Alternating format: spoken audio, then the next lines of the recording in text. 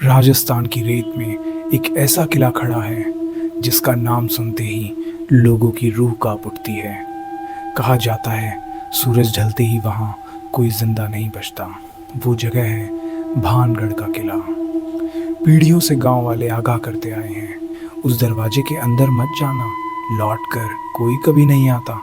लोग डरते हैं क्योंकि उन्होंने चीखें सुनी हैं, उन्होंने साए चलते देखे हैं और कुछ ने अपनों को खोया है। लेकिन सच की तलाश डर से बड़ी होती है।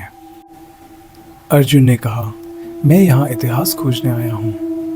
फिर मीरा ने धीरे से कहा, मैं आवाज़ों से डरती हूँ लेकिन फिर भी तुम्हारे साथ आई हूँ। और उस रात दोनों उस किले के टूटे हुए फाटक के सामने खड़े थे।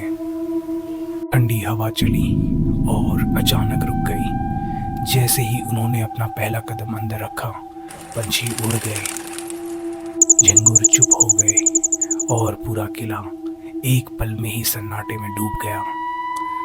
उसी क्षण उन्हें किसी ने देख लिया था। भानगढ़ ने अपने अगले मेहमानों का स्वागत कर लिया था। अब अंधेरे गलियारों में उनकी सांसें गूंज रही थी। मीरा का दिल तेज धड़क रहा था, लेकिन अर्जुन अब भी अडिग था। अचानक एक पुरानी जंजीर अपने आप हिलने लगी। ना वहाँ हवा थी, ना कोई छाया, फिर भी कुछ तो था वहाँ। और फिर सामने का टूटा हुआ दरवाज़ा अपने आप खुल गया, जैसे किसी ने उन्हें अंदर बुलाया हो। मीरा ने अर्जुन को रोकना चाहा, लेकिन सच की तलाश ने उसे आगे खींच लिया। उन्हें पता भी नहीं चला कि दरवाजे के उस पार कोई उनका इंतज़ार कर रहा था। खोला, अंदर टूटी हुई मूर्तियाँ और वीरान दीवारें थी, लेकिन हवा अचानक और भारी होने लगी। तभी मीरा ने सुना कोई उनके कानों में फुसफुसाया, पर वहाँ कोई नहीं था।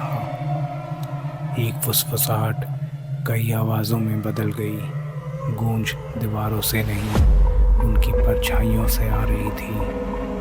अर्जुन को ज़मीन पर अजीब निशान दिखे, जैसे किसी ने सदियों पहले ये चेतावनी लिखी हो। लेकिन वो अकेले नहीं थे।